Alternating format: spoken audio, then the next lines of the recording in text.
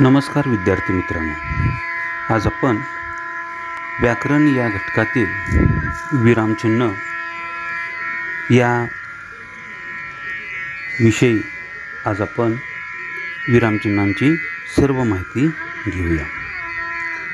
विद्यार्थी मित्रांनो, विरामचिन्हांचं महत्त्व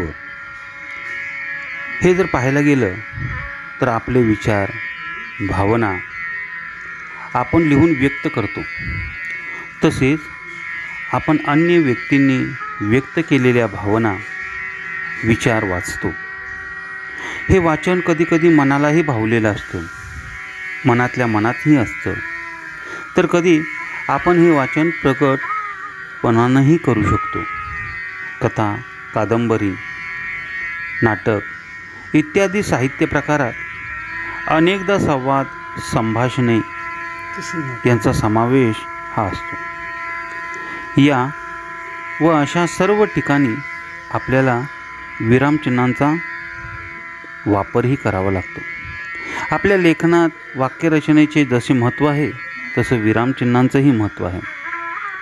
वाचताना थांबायचं कुठं आणि कोणत्या शब्दावर जोर द्यायचा यासाठी विरामचिन्हांचा हा वापर केला जातो. मराठी ही मोडी लिपीत लिहिली जाई, त्या लिपीत विरामचिन्ह त्या काळामध्ये नव्हती.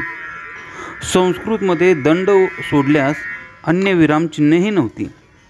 मराठी इंग्रजी शब्दकोशाकार मेजर थॉमस कॅन्डी यांनी मराठी देवनागरीत लिहायला सुरुवात केली आणि विरामचिन्हे पहिल्यांदा वापरली. पुढेही सर्व लोकमान्य आणि रूढही झाली. अपूर्ण विरामासारखा एखादा दुसरा अपवाद वगळता विरामचिन्ह ही अक्षराला चिकटून येते. अक्षर आणि विरामचिन्ह यांच्या दरम्यान जागा सोडायलाही परवानगी नाही. आता विरामचिन्हांची आपण सविस्तर माहिती घेऊया.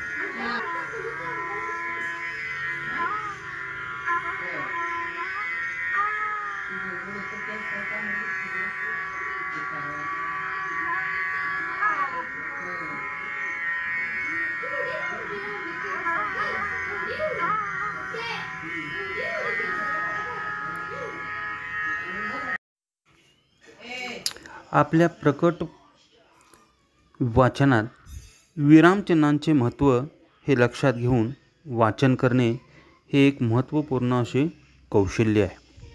वाचन करत असताना अर्थ लक्षात घेऊन आपण थांबतो. आपण जेव्हा बोलतो, संभाषण करतो तेव्हा आपल्याला मधून हे थांबावे लागते. या थांबण्याला विराम असे म्हणतात. हा विराम आपण कधीकधी अगदी कमी वेळ घेत आहोत, तर कधी थोडा वेळ अधिक घेतो. अधिक वेळ घेण्यासाठी या विरामचिन्हांचा आपणाला वापर करावाच लागतो. केव्हा तरी प्रश्न विचारणे, आश्चर्य, आनंद व्यक्त करणे यासाठी विरामचिन्हांचा आपणाला उपयोग करावाच लागतो. त्यावेळी भिन्न ही चिन्हे आपणाला वापरावी लागतात. बोलण्यातील विरामचिन्हां निरनिराळ्या चिन्हांनी दाखवले जातात. अशा चिन्हांना विरामचिन्हे असे म्हणतात. विरामचिन्हामुळे वाक्य कोठे संपले, कोठे सुरू झाले की अपूर्ण आहे अशा विविध गोष्टी कळतात. म्हणून विरामचिन्हांना लेखनामध्ये महत्त्व आहे. अशा चिन्हांचा वापर केव्हा व कोठे करावा हे समजून घ्यावे लागते. विरामचिन्हांचे दोन प्रकार आहेत. एक विराम दर्शवणारी, दोन अर्थबोध करणारी. विरामचिन्ह दर्शवणारी पूर्णविराम, अर्धविराम आणि स्वल्पविराम. अर्थबोध करणारी प्रश्नचिन्ह आणि उद्गारवाचक चिन्ह. विरामचिन्हे म्हणजे केवळ तांत्रिक बाब नाही. मजकुरातील आशय, अर्थ भावना, बोलणाऱ्याचा आविर्भाव हे लक्षात घेऊन लिहिताना आणि वाचताना याचा उपयोग हा करावा लागतो. लेखनात वारंवार येणारी विरामचिन्ह कोणती व केव्हा वापरतात ही आपण आता पाहूया. पूर्णविराम. पूर्णविरामाचे चिन्ह हे वाक्याच्या शेवटी दिले जाते. केव्हा वापरतात? विधान किंवा वाक्य पूर्ण झाले हे दाखवण्यासाठी किंवा शब्दांचा संक्षेप दाखवण्यासाठी आद्याक्षरापुढे हे पूर्णविराम चिन्ह वापरले जाते. उदाहरणार्थ, तो गावी गेला. त्या वाक्याच्या शेवटी पूर्णविराम हे दिलेले आहे. तर वि. स. खांडेकर याच्या आद्याक्षरामध्ये वीच्या पुढे पूर्णविराम दिलेला आहे, सच्या पुढे पूर्णविराम दिलेला आहे. म्हणजे वि. स. खांडेकर यांचं पूर्ण नाव विष्णू सखाराम खांडेकर. म्हणजे शब्दांचा संक्षेप दाखवण्यासाठी आद्याक्षरापुढे पूर्णविराम हे चिन्ह दिले जाते. या चिन्हांचा उपयोग आपणाला उदाहरणावरून समजून येतोय.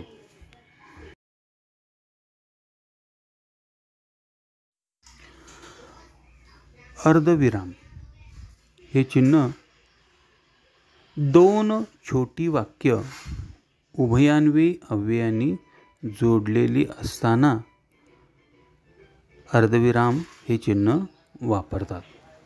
उदाहरणार्थ, त्याने खूप अभ्यास केला परंतु चांगले गुण मिळाले नाहीत. आता यामध्ये आपणाला अर्धविराम हे विरामचिन्ह कुठं वापरलेलं आहे बघा. दोन छोटी वाक्यामध्ये पहिल्या छोट्या वाक्यामध्ये आपल्याला केलाच्या पुढं अर्धविराम हे चिन्ह वापरलेले आहे. आणि उभयान्वय अव्ययाने ही जोडलेली दोन्ही वाक्य ज्या वेळेला असतात तेव्हा अर्धविराम या चिन्हांचा वापर केला जातो. हे आपल्याला उदाहरणावरून समजून येते.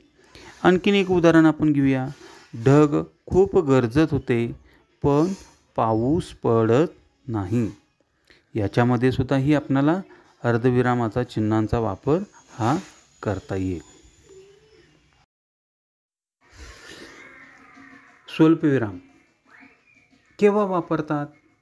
एकाच जातीचे अनेक शब्द लागोपाठ आल्यास अवतरणातील वाक्य व बाहेरील वाक्य वेगळे दाखवण्यासाठी, संबोधन वेगळे दाखवण्यासाठी, अनेक छोट्या घटना वेगळ्या दाखवण्यासाठी स्वल्पविरामाचा वापर करतात. याची उदाहरणे आपण पाहूया. मला कथा, नाटके, कादंबरी आवडतात. दुसरं उदाहरण, मधू इकडे ये. तिसरं उदाहरण, हुशार, अभ्यासू, खेळकर व आनंदी मुले सर्वांना आवडतात. यामध्ये आपणाला प्रत्येक उदाहरणामध्ये आपणाला स्वल्पविराम हे विरामचिन्ह आढळून येते. दुसरं आहे अपूर्ण विराम. हे चिन्ह दोन टिंबांनी दाखवले जाते. केव्हा वापरतात? वाक्याच्या शेवटी तपशील द्यावयाचा असल्यास. उदाहरणार्थ, पुढील क्रमांकाचे विद्यार्थी उत्तीर्ण झाले. त्याच्या पुढे बघा अपूर्ण विराम हे विरामचिन्ह दाखवलेले आहे. 1, 7, 13, 15, 38 बाकीचे जे काही पुढचे नंबर आहेत त्याचा विचार या ठिकाणी केला जातो.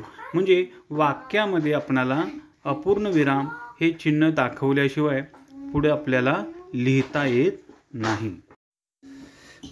पुढचं विरामचिन्ह आहे प्रश्नचिन्ह. केव्हा वापरतात? प्रश्नार्थक वाक्याच्या शेवटी. उदाहरणार्थ, तू मुंबईला केव्हा जाणार आहेस? या वाक्यामध्ये शेवटचं विरामचिन्ह प्रश्नार्थक आहे. हे आपणाला दिसून येते. पुढील विरामचिन्ह उद्गारवाचक विरामचिन्ह केव्हा वापरतात? उत्कट भावना व्यक्त करताना ती दाखवणाऱ्या शब्दाच्या किंवा वाक्याच्या शेवटी. उदाहरणार्थ, अबब, केवढी मोठी ही इमारत या वाक्यामध्ये उद्गारवाचक चिन्ह हे अबब या पुढे आपल्याला दिसून येत आहे. अवतरण चिन्ह, दुहेरी अवतरण चिन्ह आणि एकेरी अवतरण चिन्ह अशी दोन अवतरण चिन्हाचे प्रकार आहे. त्यातील आपण दुहेरी अवतरण चिन्हाची माहिती घेऊया.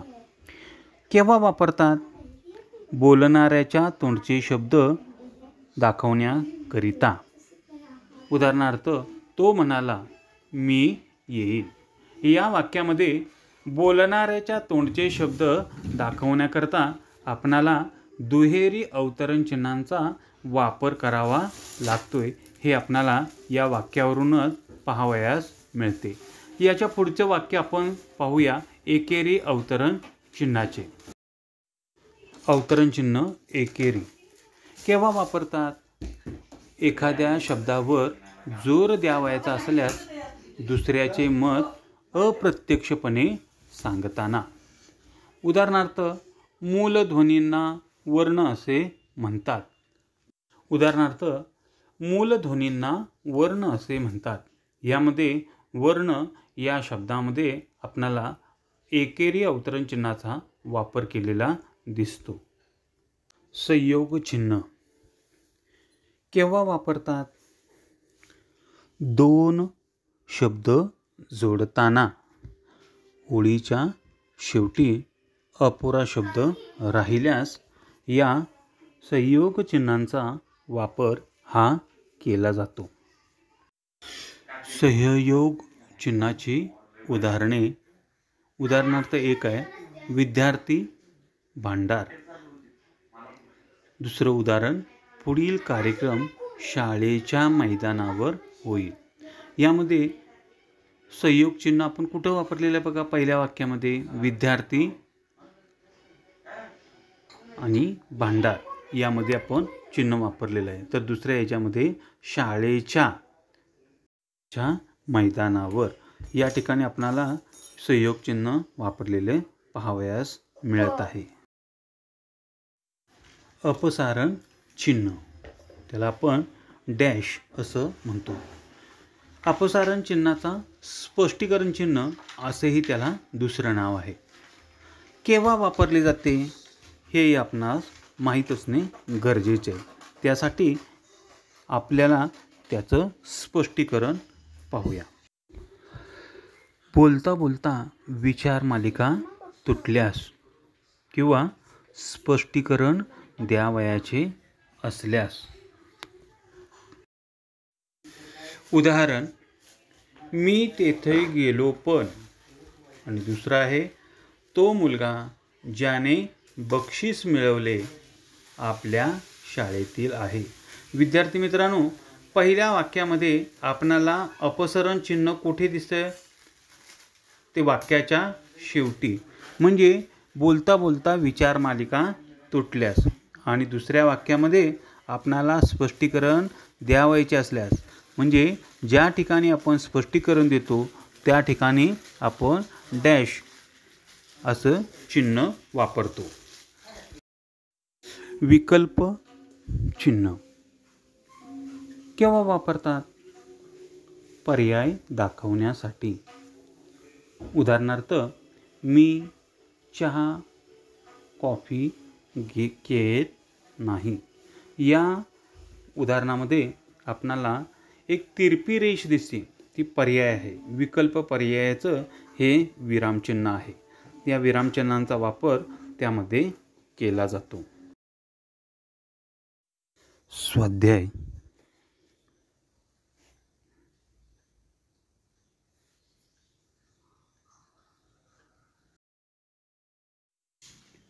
खालील चिन्हापैकी अर्धविराम चिन्ह कोणते ते ओळखा. दुसरा प्रश्न, कंसातील विरामचिन्ह ओळखा. यामध्ये पर्याय 1 पूर्णविराम, 2 स्वल्पविराम, 3 उद्गारवाचक चिन्ह आणि 4 अर्धविराम.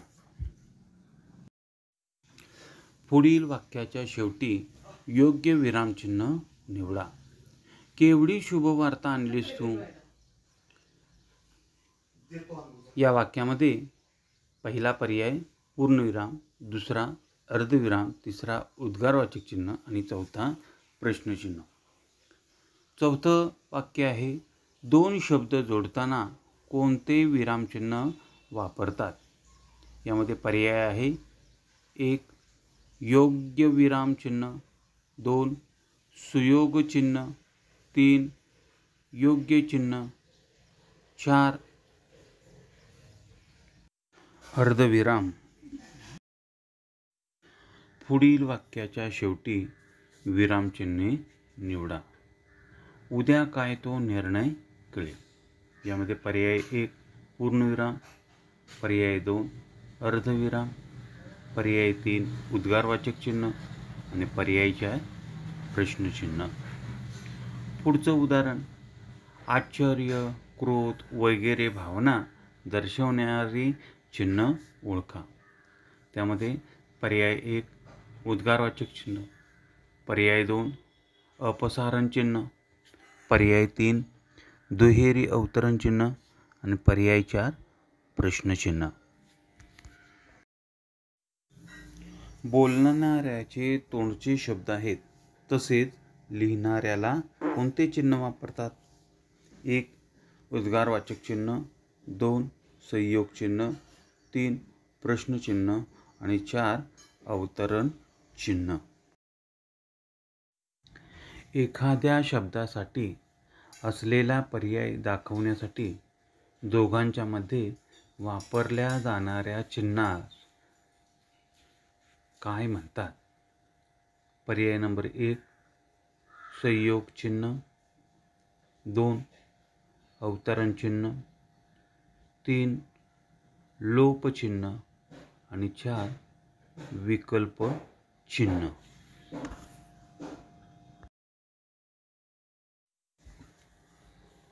खालील वाक्यात योग्य उद्गारवाचक चिन्ह वापरलेले वाक्य कोणते ते ओळखा. 1 आहेत छान किती फुले, 2 फुले किती छान आहेत, 3 छान किती फुले आहेत आणि 4 अरेच्चा किती छान फुले आहेत. या 4 वाक्यामध्ये योग्य विरामचिन्ह असलेलं वाक्य हे ओळखायचे आहे. पुढील वाक्यात शेवटी विरामचिन्ह द्या. सुनील शाळेला का जात नाही.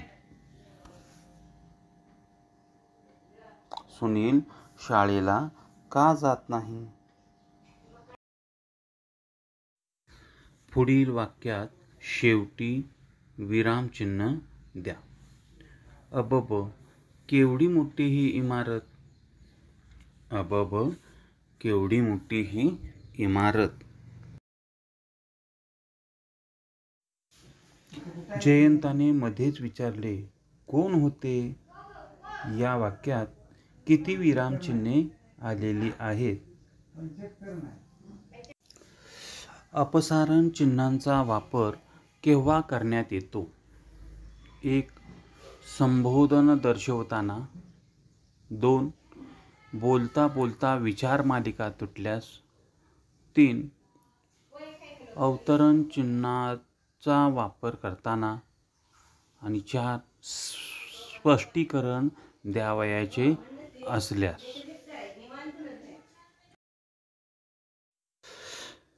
पुढील गोष्टीचे भान ठेवून आपणाला लेखन करता आले पाहिजे.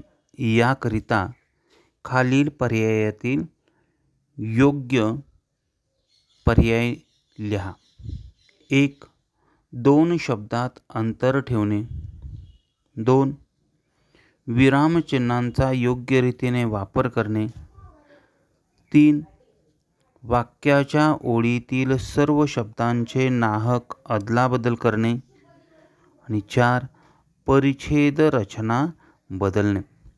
यातील पर्यायातील योग्य उत्तर हे आपण लिहायचे आहे. विद्यार्थ्यांनी पाठ्यपुस्तकाच्या बाहेरील सरावासाठी प्रश्न दिलेले आहेत.